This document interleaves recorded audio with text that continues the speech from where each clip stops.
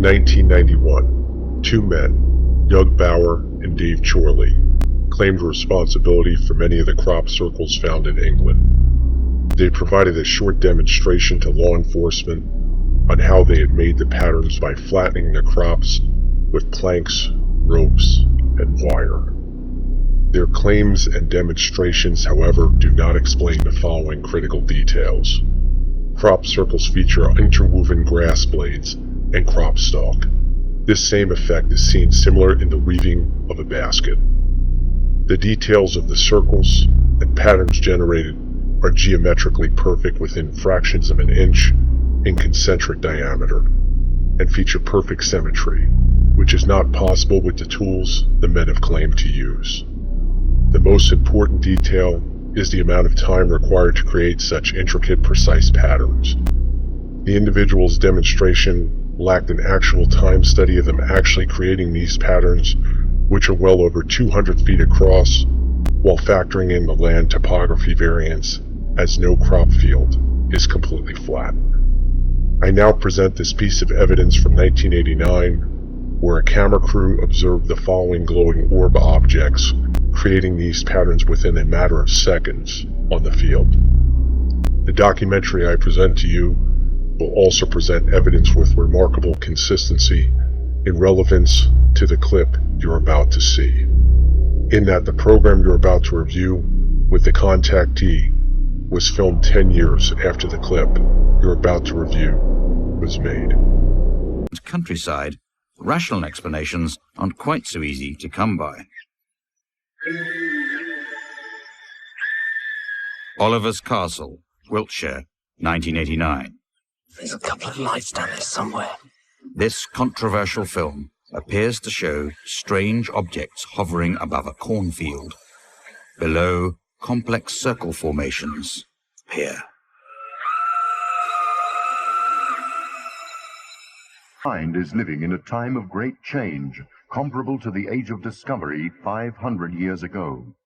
In recent decades, our concept of the age and the structure of the universe has undergone a drastic change. Moreover, new observations concerning the material foundation of reality have revolutionized our view of the world. Although new scientific thinking has proved that the relativity of time and the external order of events have lost their rationale, people today find it difficult to relinquish their concept of reality, which is shrouded in the mists of time. Today, science is constructing patterns of reality consisting of more than 20 dimensions, where countless parallel worlds coexist. The multidisciplinary approach is leading the way to a new view of reality, where the place of man's innermost being is outside our familiar three-dimensional world. More and more people have come to the conclusion that our Western culture has lived under an illusion for more than 2,000 years.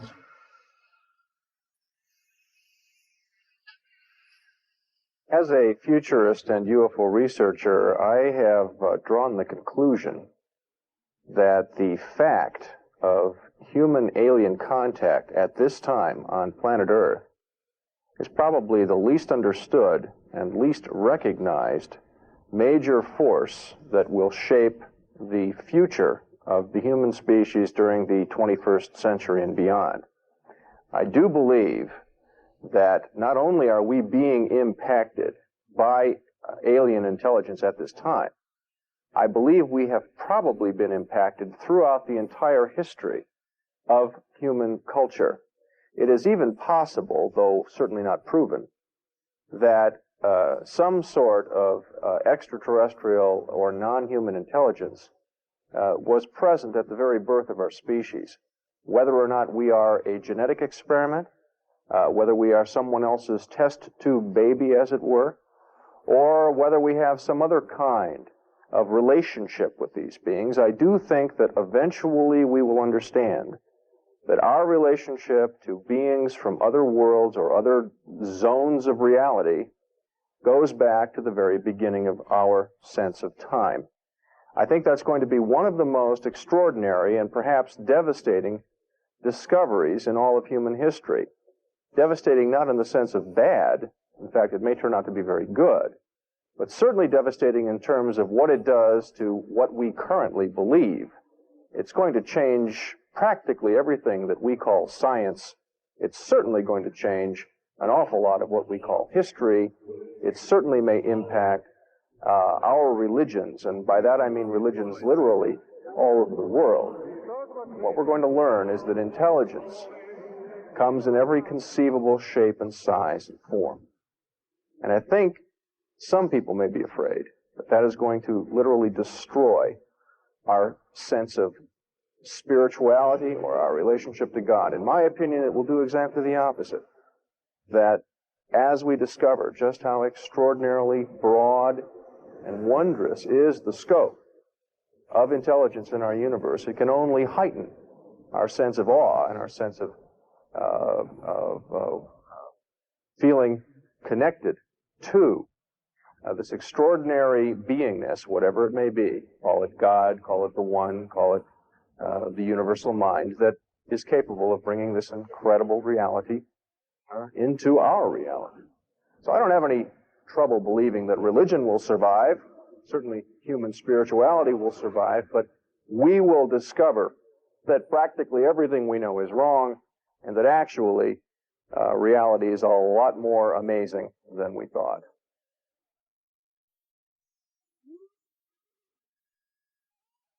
A great variety of relics from ancient civilizations have been found in different parts of the world. In recent decades, scientists have adopted a new approach in studying them. Could they be interpreted as evidence of extraterrestrial civilizations?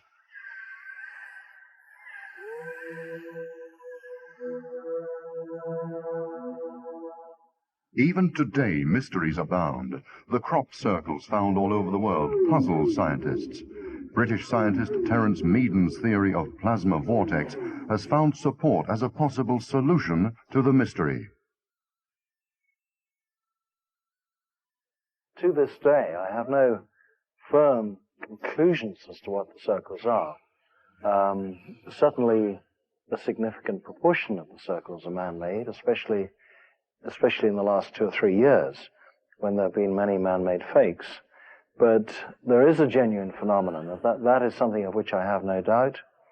And the nature of it becomes extremely difficult to describe and to define. Circles have a certain elusive quality. And we've conducted a large number of surveillance experiments trying to catch circles forming on film. And we've never been entirely successful in this endeavor. People have seen circles form. There are several cases where people have actually witnessed a circle form. And in every case, there has been no visible agency. The crop is laid down, rather like a fan opening up. And this usually happens very rapidly, within 5 to 10 seconds. And they've only been observed in the case of simple circles, single circles. Also, there have been a large number of the appearances of circles have been associated with lights in the sky, strange lights in the sky, what we call UFOs, obviously, although the number of cases where lights have been seen descending into a field and circles have appeared on that very night has been quite limited. Usually circles appear with no visible agency whatever, and they're just found, usually the next day, but sometimes not for several days or even weeks. From 1988 through until 1991, there was a great development in the circles in England, and we got many extraordinary and articulate shapes. The circles seem to evolve from the early plane circles and ring circles into something far more complex. And among those circles in those years, there were many mystical signs, or even, I should say, religious signs. There was a profusion of crosses, Celtic crosses, and Roman crosses, things of this kind, which were very, very clearly symbolic. And I think these had quite a striking effect on many people. We have had some striking cases of UFOs in the areas where the circles have been forming. And last year we had even a case of where a number of people saw what appeared to be a structured craft, which on the following day, a circle was found in just the place where it had been seen. That was just a simple 30-foot circle rather than a pictogram.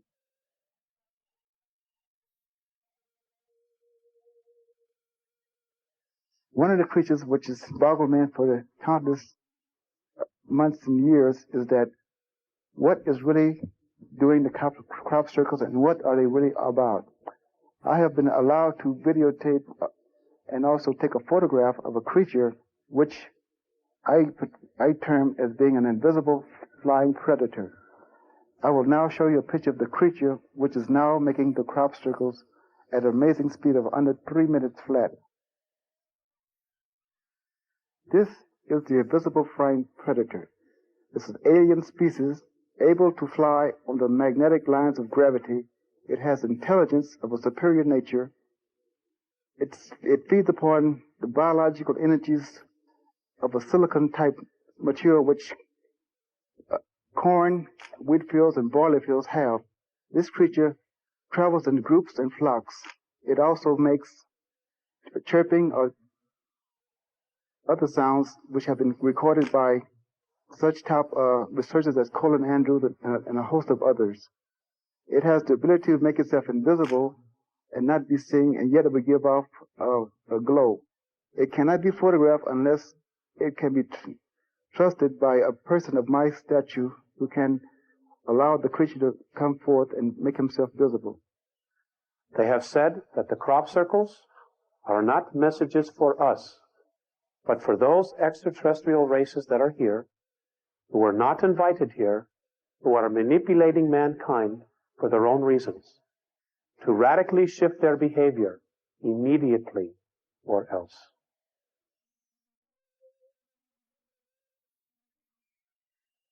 I am a contactee, and I've been allowed to come before you at this time to relate to you some very important information which I think the world should know at this particular time. My first initial experience started at the age of 5 years of age in a place called Wilson County, Texas, in the state of Texas, and I was taken aboard an alien spacecraft and confronted by alien beings which were of a very high benevolent state. They were your typical Nartics, the very deep blue eyes, platinum hair, and dressed in very fine white attire clothing. I was taken aboard their shuttlecraft, as they called it, out into deep space for a period of 4 hours aboard a giant mothership, which I was later told which was approximately 14 miles in diameter, if you can picture such a craft.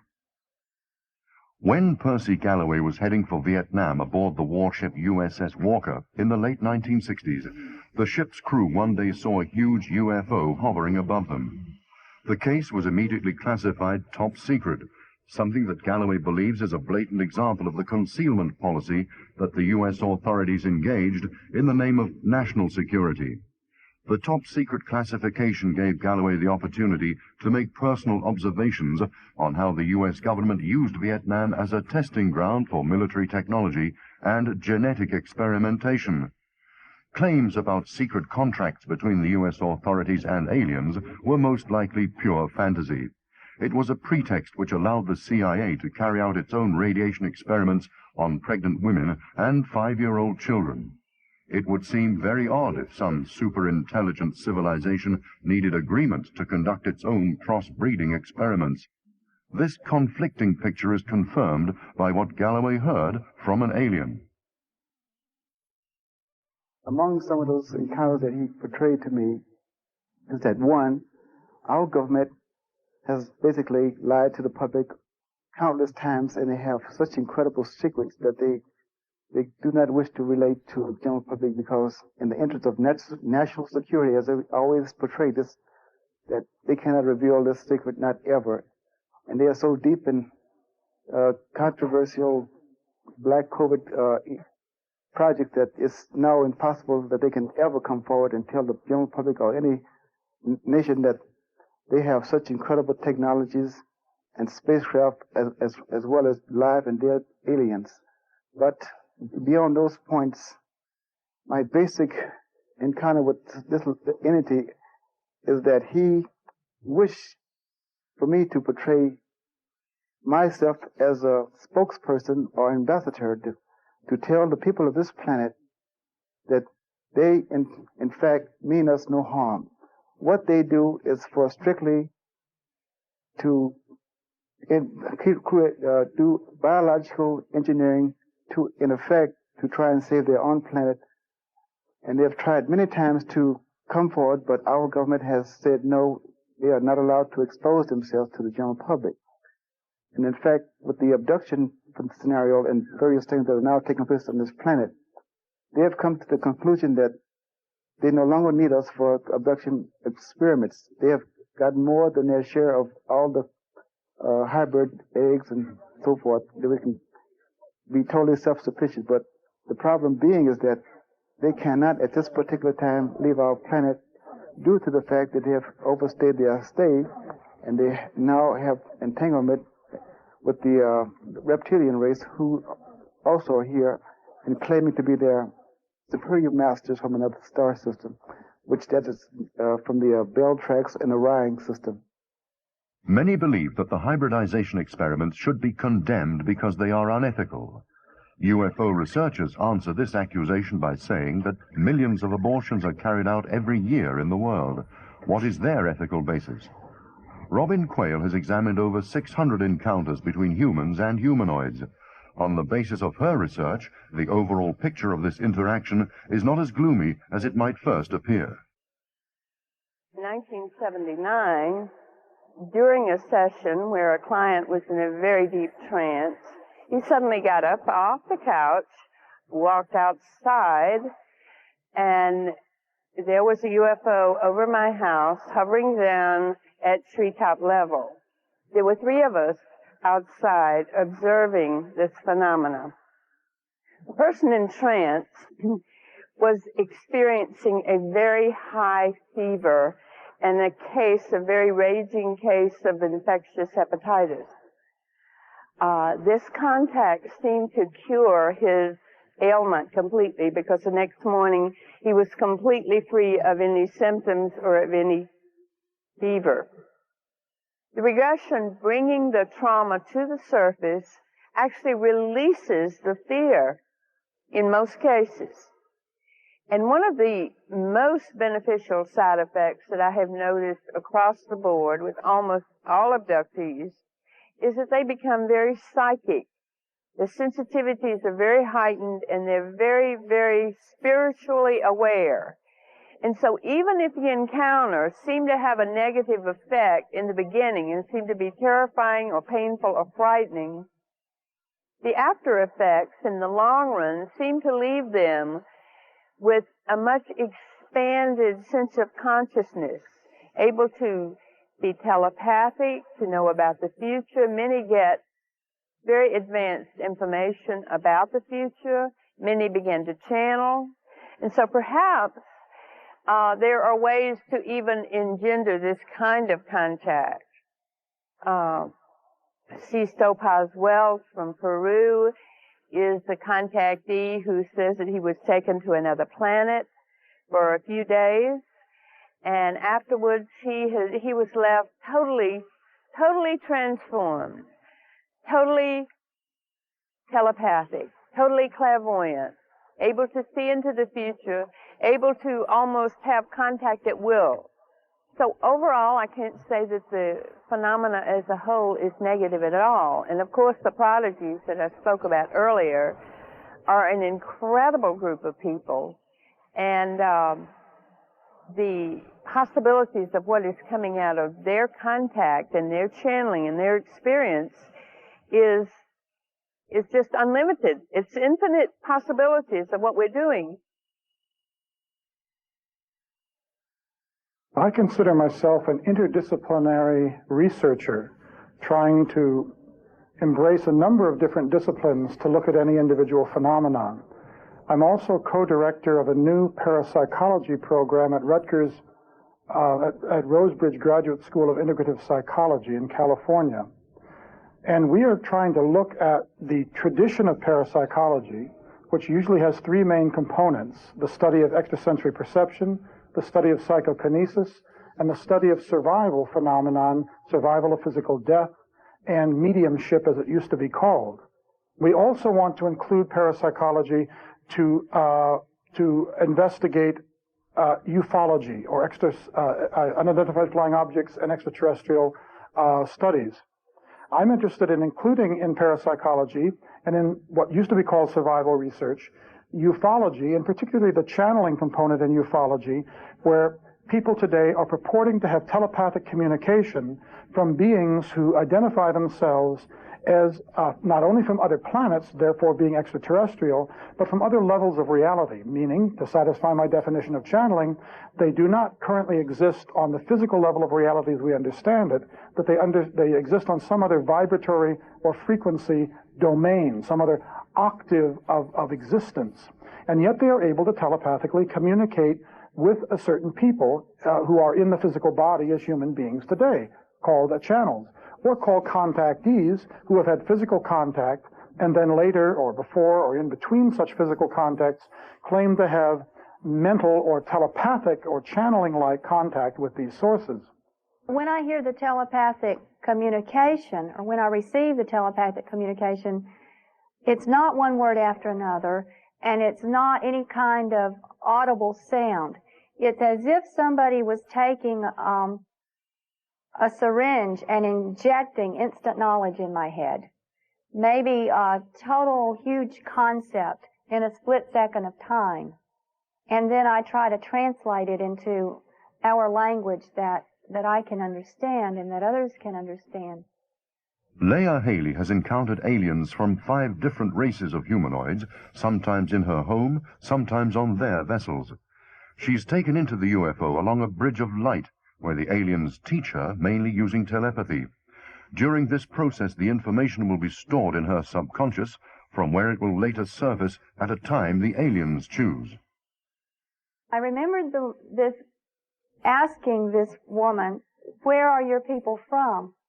And she said to me, "The Pleiades," but you already knew that.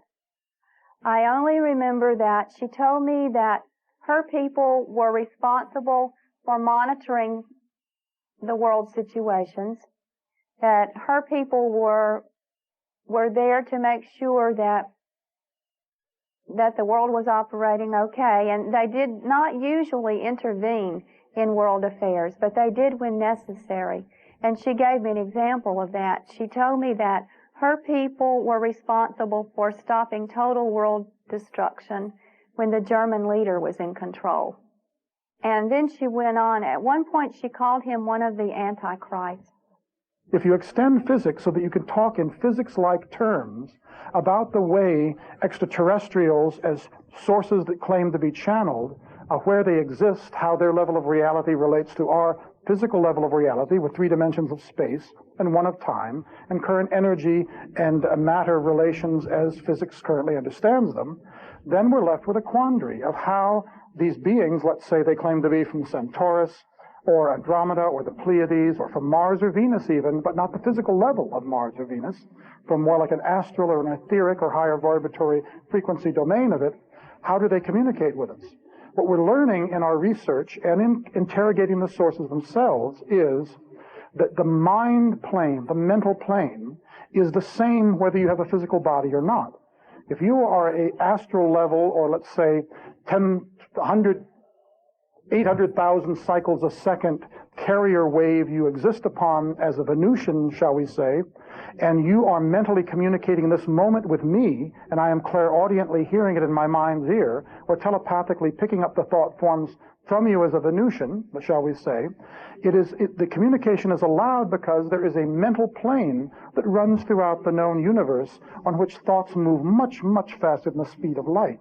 They move at thought speed, which may be near instantaneous. So there is a certain communication stratum and glue that holds together all sentient beings, whether they have physical bodies or not, whether they are human or not, whatever level of evolution they may be on. We all have some kind of a higher vibratory mental domain that we can make waves on that stratum of reality and communicate with each other just the way on this physical level of reality, I can make air waves that reach your eardrum and then therefore go into your brain. All this is to say that our research and our conjecture is leading us to the understanding that there are other levels of reality on which waves, so to speak, can be made that are not limited by the speed of light and that are not understood by current physics, and through which various kinds of communications can occur, and also by means of which spaceships, or what we call UFOs today, can move in what we might call hyperspace or higher frequency domains, non-spatio-temporal realms that they can move in and out of. So I see understanding how extraterrestrial vessels work, how they can come from so many light years away so quickly.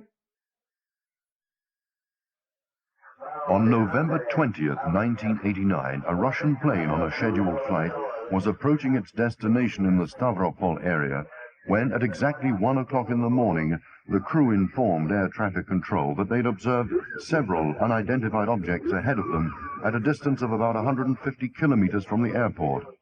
One of them began to approach the aircraft, pointing a dazzling light at it. Suddenly the object changed direction and disappeared into the night. 1 minute later, it was seen above the runway at a height of 200 meters. The oval-shaped object lit the darkness with a bright blue ray, behind which spread a fiery glow. A minute and a half later, the object disappeared northeast. Russian UFO research has recorded many similar observations. Initially, the object of the research was purely military. Gradually, the Russians have come to accept UFO research much more readily than the Western world, particularly as the observations have often been accompanied by parascientific phenomena. В 1993 году в России было немного наблюдений неопознанных летающих объектов. И казалось, после массового такого нашествия неопознанных летающих объектов в 90-м, 89-м году наступило какое-то затишье.